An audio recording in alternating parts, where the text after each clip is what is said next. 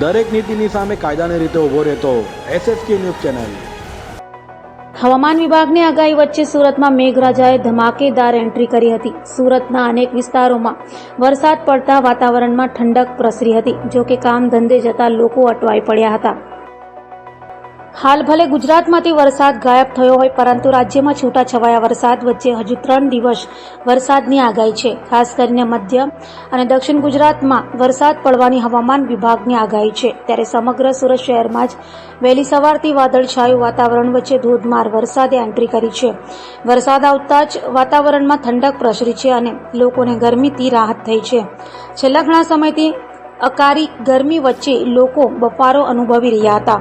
હવામાન વિભાગ દ્વારા 13 જૂનથી દક્ષિણ ગુજરાતમાં ગાજવીજ સાથે વરસાદ પડશે તેવી આગાહી કરવામાં આવી હતી। જે મુજબ સુરત શહેરના અલગ અલગ વિસ્તારમાં વહેલી સવારથી જ વરસાદનું આગમન થયું છે। પાંડેસરા, ઉધના, ડિંડોલી, અલથાણ, વરાછા, કાપોદ્રા, કતારગામ, રાંદેર સહિતના વિસ્તારોમાં હળવો પવન સાથે વરસાદ આવ્યો છે। અચાનક વરસાદ વરસતા શાળા, કોલેજ, નોકરીએ જતા લોકો અટવાયા છે, પરંતુ પવન સાથે વરસાદ વરસતા લોકોને ગરમીના બફારાથી રાહત મળી છે।